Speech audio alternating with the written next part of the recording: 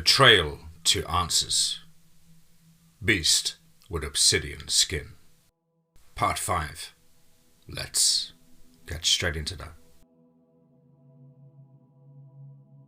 Maria had imagined a moment like this so many times, but she never expected that a disaster-like problem would occur at the hospital she worked at.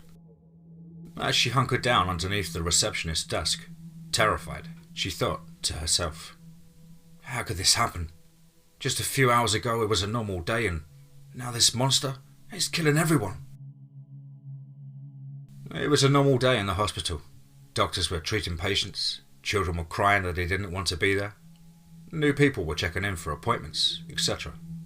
However, all of this changed 30 minutes ago with the sound of a car crash in the hospital parking lot.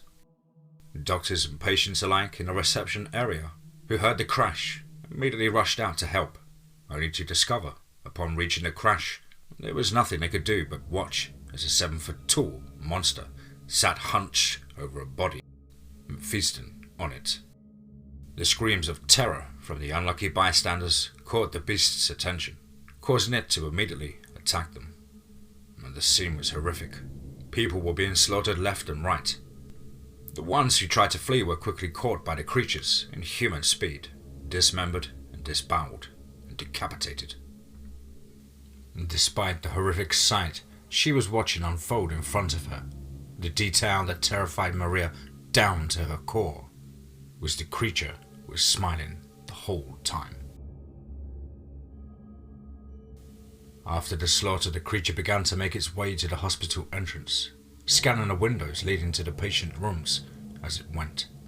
And as it was scanning the windows, it suddenly stopped, staring at one room on the 5th floor, and smiled. Finding who or what it was searching for, the creature charged into the hospital and slaughtered everyone in the reception area.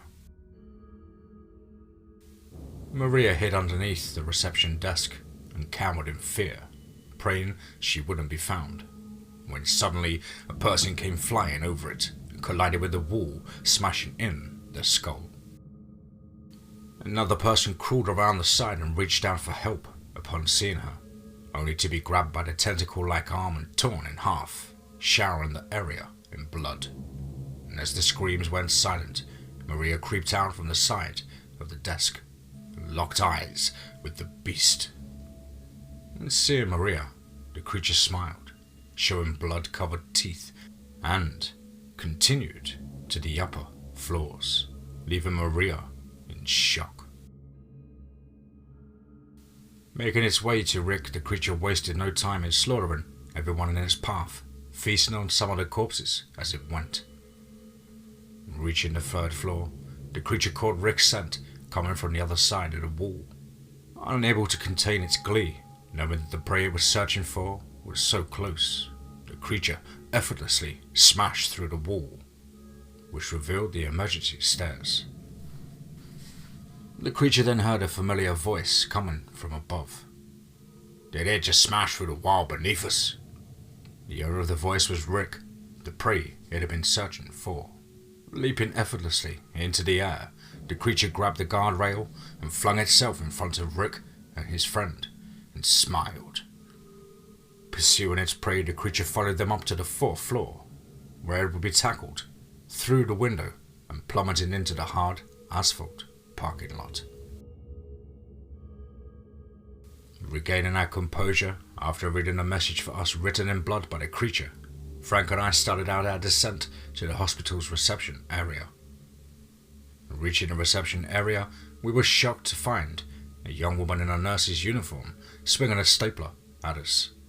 Upon realizing we weren't the monster, she collapsed in tears, apologizing and asked what had happened to it. "It's okay. It's gone now," I tried to reassure her.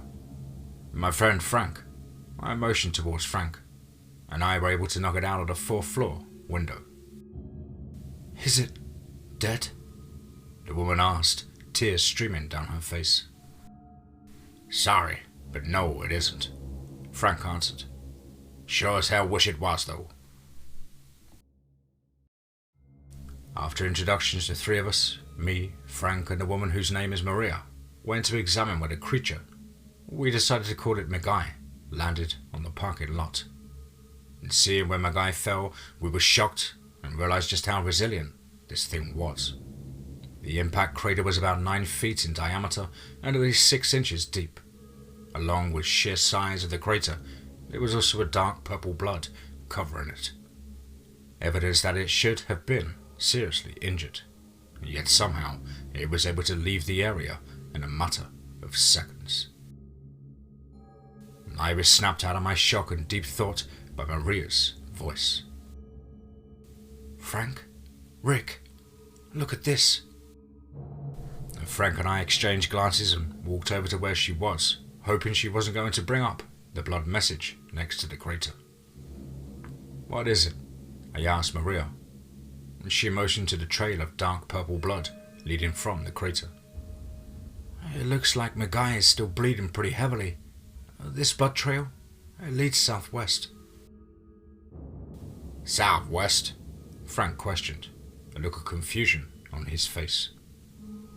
"Only thing southwest of here is, well, nothing. It's the middle of nowhere." "That's what I thought too, but it seems like it knows where it's going." "How do you figure that?"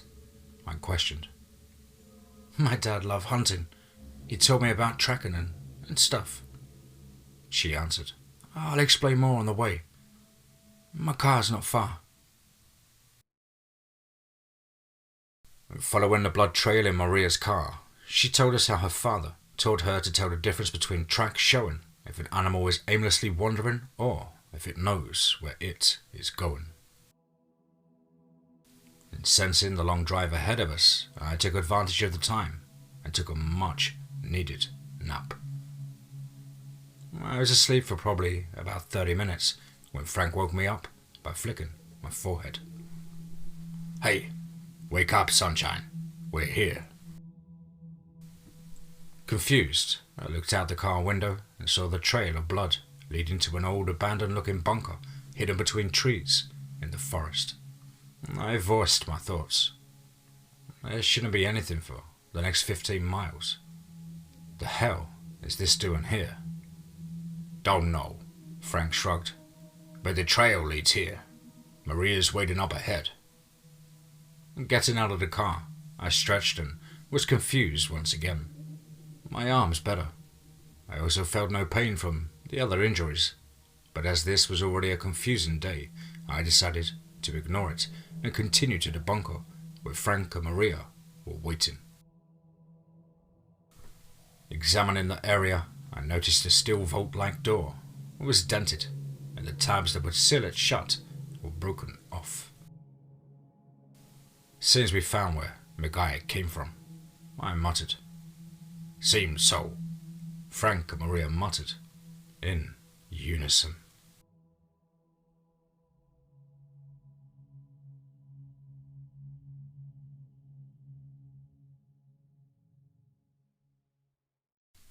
The Origin. Beast with Obsidian Skin. Part 6. Let's get straight into that. The trail of blood from the hospital brought the three of us to an old abandoned-looking bunker. It seems to be the origin location of Miji, the beast that had been slaughtering countless people. Stepping into the bunker, I immediately felt a chill run down my spine. "I got a bad feeling about this," I mutter. "It's a trap," Frank says, trying to lighten the mood by imitating Star Wars character Admiral Akbar. As we make our way deeper into the bunker, I scan the walls and notice that it's covered in blood, slash marks and bullet holes. Every single one of my instincts is telling me to run and get out of this place as fast as I can. But I can't come this far and just turn back, and so I continue. I turn my head to make sure Frank and Maria are still following behind. I'm happy to find out they are, but this is also scaring me, for if they get hurt or anything, it will be my fault for leaving them here. We come into the first room, we discover what looks like a science lab with beakers, chemicals, charts and documents. We tried to read the charts and documents and get an idea of just what was going on in this bunker. But either they are faded, covered in blood, or torn to the point where they are unreadable. However, from what we were able to read, we were able to piece together that this was a secret government research base, though what they researched is still a mystery. The second room we entered appeared to be an animal testing lab.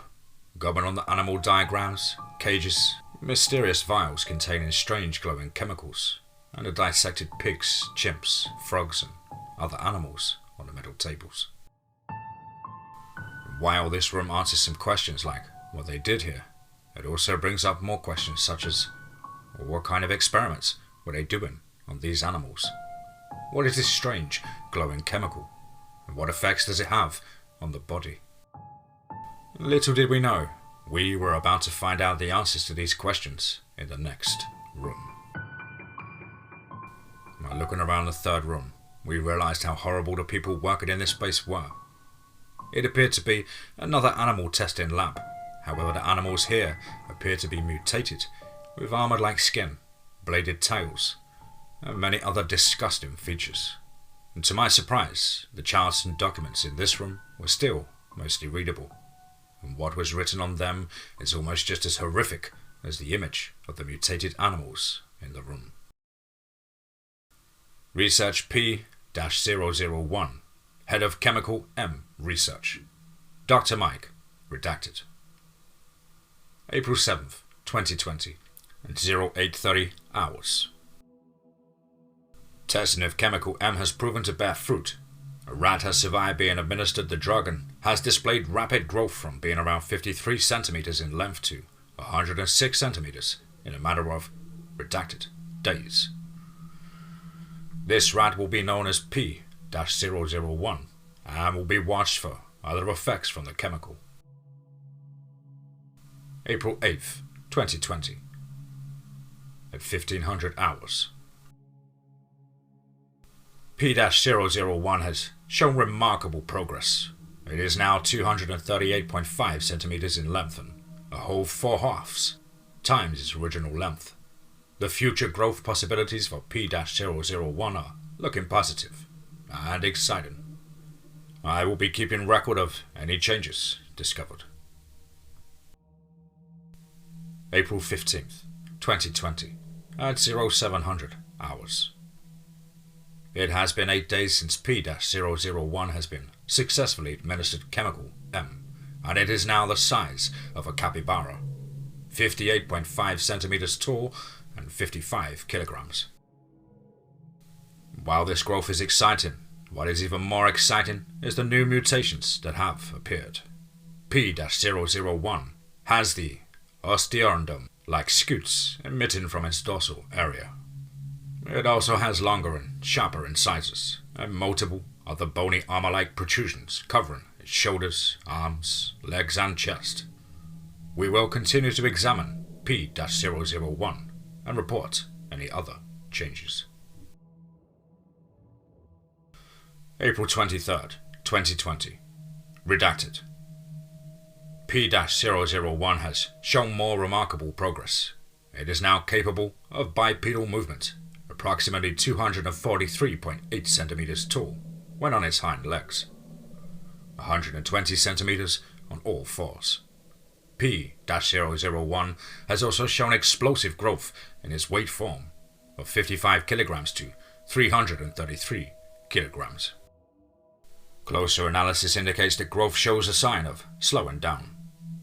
New mutations that have appeared are: it has relatively no fur and instead is covered in bony armor, has grown an opposable thumb. The tail is now covered in large bony spikes, each about 13 to 20 centimeters in length, and ends in a large blade. P-001 has also shown an enormous increase in intelligence. It appears to be thinking about something. However, I am unsure as to what it is, although I do have fear as to what it may be. A worrying change has occurred with P-001's diet. It is no longer able to digest anything other than meat, and it has shown to be capable of pinning down a 1088.6 kilogram bull with ease. Due to this change, One-on-one contact with P-001 is restricted, as it could be a threat to safety, and P-001 is to remain locked up unless 5 or more armed guards are in the room. M. Unreadable. 20. Unreadable. 2100 hours. P-001 had to be terminated. It broke out of its containment cage and slaughtered 7 scientists as well as 4 armed guards. Firearm rounds under unreadable caliber proved to be ineffective against P-001's body armor, only flattening it upon impact. Animals administered chemical M will need to be kept in much more secure cages, or this incident will occur again in the future. Research of S-333, Head of Chemical M Research, Dr. Mike, redacted, March 1st, 2021, at 0500 hours. Another animal has successfully been administered chemical M. The Komodo dragon, with an original length of 259 centimeters, has grown to 440.4 centimeters in a week. Due to its aggressive nature, as well as how it looks like it's constantly evaluating its surroundings, the team and I have taken to calling this one S-333. I'll let you figure out what it means on your own. I have a considerable amount of fears for the future mutations and growth of this one. March 3rd, 2021, at 0700 hours. It has only been 2 days since we acquired S-333, and it has already doubled in length from 259 centimeters to 518 centimeters. This growth is worrying, as when we first acquired S-333, it was unable to double in length after a week. But now it doubled only after 2 days. Perhaps it takes a while for larger creatures to become more affected by the drug.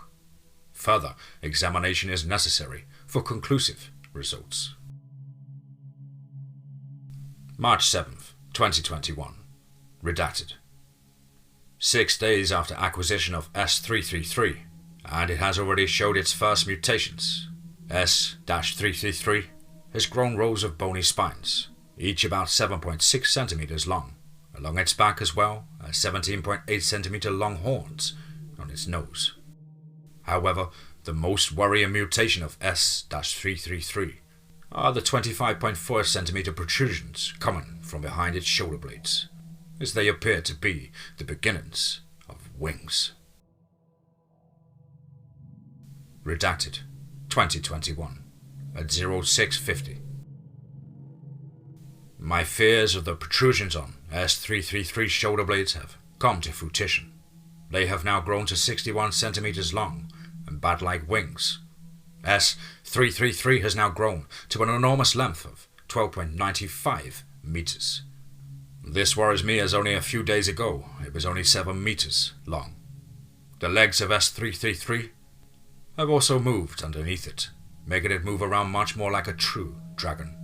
And I fear the future mutations, although it still has not yet attempted to attack anyone.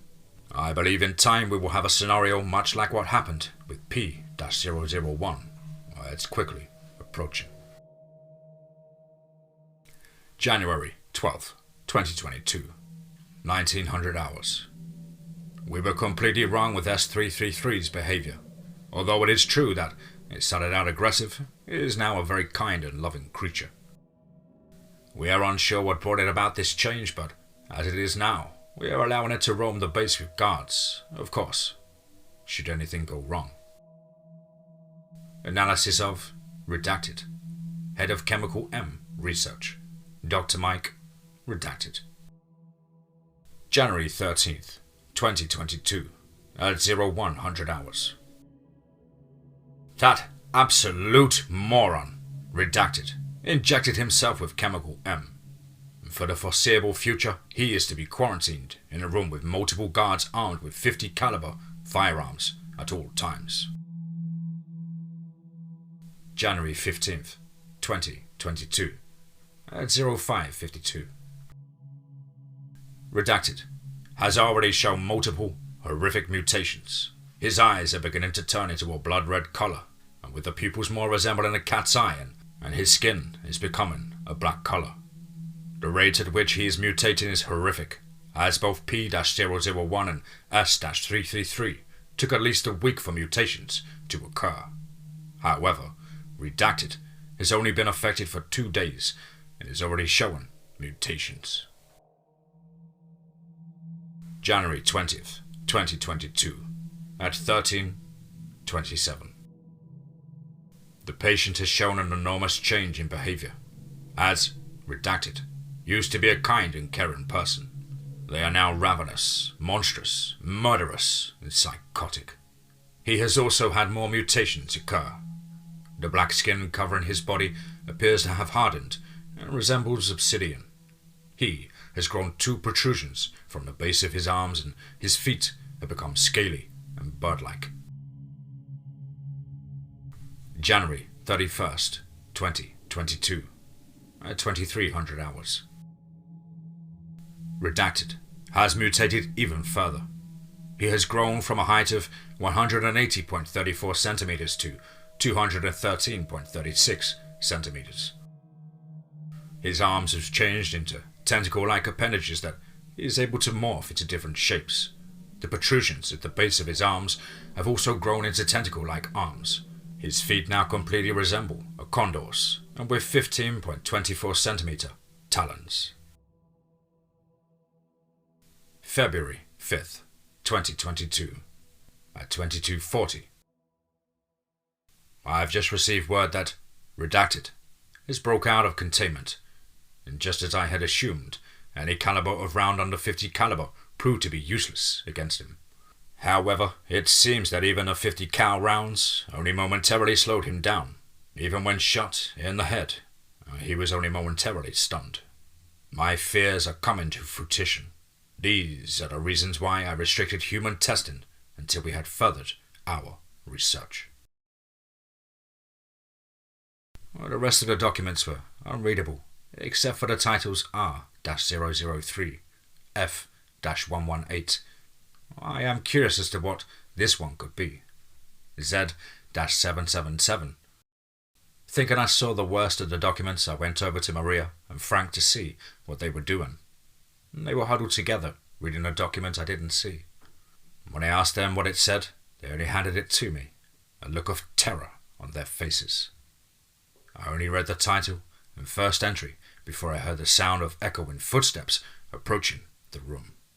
However, what I read terrified me even more than the idea that Miggy may be approaching us.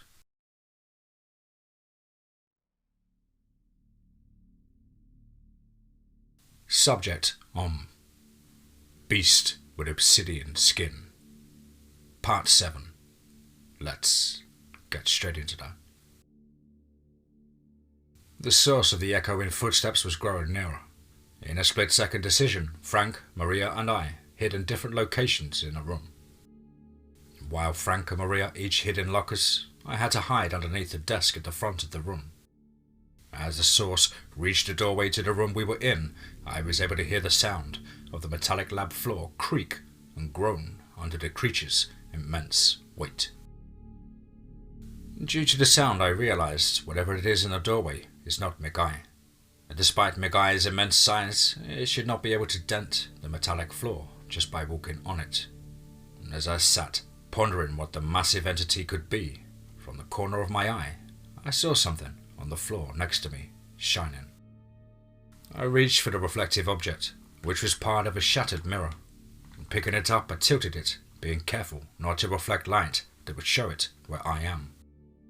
I used it so I would be able to see what the beast in the doorway looked like. And what I saw on the mirror shard horrified me, even more so than Miggy did in my first encounter with it. The gigantic bipedal crocodile, subject mentioned in Dr. Mike's research documents, was sniffing at the ground and air, in a way that reminded me a lot of the Indominus Rex in Jurassic World. Subject abruptly stopped sniffing the air and started listening and observing its surrounding, seemingly searching for something. I jumped at the sudden sound of something being knocked off the desk in the middle of the room. The subject however, had an opposite reaction, yowling like a jaguar and leaping onto the desk, smashing it to tens of pieces, and chasing the source of the sound. And seconds later, I heard the sound of a terrified rat and saw it get flung up into the air and caught by Subject Om's powerful jaws. As I quietly scuttled further under the desk to have a lower chance of being spotted, I noticed that Subject looked different from its description in the document. The minor differences included that it had grown more bony spines on its shoulders, elbows, and even its snout. The major differences I noticed include its size and how it now had multiple feline traits, such as the sounds it made, its agility, and how it is even growing fur. And Subject in the document on it was stated to be 3 meters, roughly 10 feet tall, and 6.1 meters, roughly 20 feet long. The enormous crocodilian in front of me now was at least 5 meters, about 16 feet tall, and 11 meters, about 36 feet long. Subject snout alone seemed to be around 4 feet long and was filled with 8 to 13-inch long serrated teeth. After swallowing a rat whole, Subject sniffed the air for a few seconds, then looked around the room and exited the room, heading to the exit of the bunker. Once I was sure it was gone, I crawled out from the desk and headed to the lockers Frank and Maria were hiding in. I let them know that it had left, and they cautiously exit their lockers. Frank is the first one to speak about what just happened. What the hell was that thing? Didn't sound like Mackay. At least not the Mackay we know. Rick, you got a good look at it. Can you tell us what it was? Maria asked me with a worried look on her face. I take a long, deep breath to calm myself down and explain what I saw. Frank's right. It wasn't Mackay, but it was made in this bunker. What do you mean it was an animal infected with that chemical M stuff? Frank questioned. Yes, in fact, it is probably the most terrifying creature they made. You don't mean... Maria started, her face empty of all colour. And I nod. It was Subject the one Dr. Mike wrote that could never leave this base. Think it's a bit late for that, Frank sarcastically states. I think we should search this place a bit more, I said begrudgingly. There may be some more clues or something around here. Frank and Maria both nod in agreement. I gather up the documents in the room and store them inside a bag I find nearby. We continue making our way through the base. The next room we come across appears to be an animal storage room, filled with animal cages, feed, water, and other necessities. This must be where they kept the animals before testing on them, I think to myself. But sadly, there is nothing of interest in the room, and we have to continue to the next one. A few minutes after leaving the animal storage room, we come across what looks like the sleeping quarters, because it's filled with beds, and across the hall from it is the canteen. And due to the small size, I decide to search the sleeping quarters on my own and have Frank and Maria search the canteen together. As searching the sleeping quarters, I find exactly what I predicted. Nothing. However, as I am leaving the room, I notice something hanging on the wall. When I take a closer look at it, I am shocked to find out that it seems to be a map of the bunker, and with each room having a name on it. I take the map off the wall, carefully as to not ruin it, and store it in a pouch and a bag separate from the one I stored the documents in. Excited to show them my find, I rush into the canteen, where Frank and Maria are searching, only to see Frank with Maria nowhere to be found. Worried and confused, I question Frank as to where she is, which he is just as confused as I am. As we are debating as to where she could be, we hear Maria scream from the hallway. Frank and I dash to the location the scream had came from, and see Maria being dragged away by an unseen entity. "Maria!" Frank and I both call out and begin chasing after her. Rounding a corner, I am horrified by what I see. holding Maria by the throat, looking extremely pleased with itself, is Migai, looking much different. Migai is now about 9 feet tall with multiple 6-inch spines growing from its shoulders and back. Its 4 tentacle arms are now actual arms, though it appears they still have the ability to morph into different shapes. The second and third fingers on each hand have 3-inch long claws, and with the thumbs and index fingers having 2 to 6-inch claws, respectively. Migai's bird-like feet have become dinosaur-like, and with 9-inch claws on each of the 4 toes. And as Frank and I are standing in front of the newly mutated Migai, paralyzed in shock by the changes it went through in just a few hours. We are caught off guard by Migai releasing a thunderous roar that causes me and Frank to collapse to our knees. Migai quickly and easily snaps Maria's neck with his thumb and throws her to the side, and then begins approaching Frank and I, making 2-foot wide dents in the groaning metal floor with each step.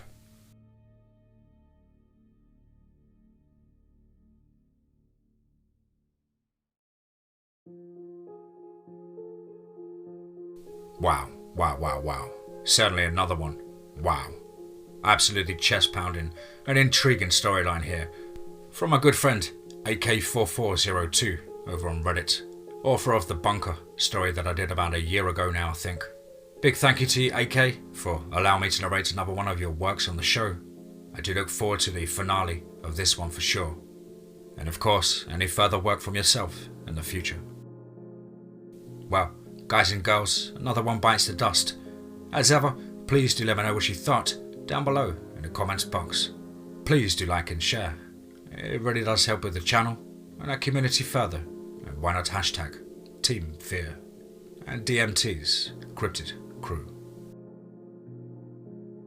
If you're an aspiring writer or would just like to have a crack at things like myself, please do get in touch with me at the usual email as on screen, which is dmtfriestofear@gmail.com. I really look forward to hearing from you. I hope everybody's well and happy and had a fantastic week at work or studying, whatever it is that you do, and you're trying to keep fit and focused as possible during these testing times. But above all, guys, remember, be safe, not sorry.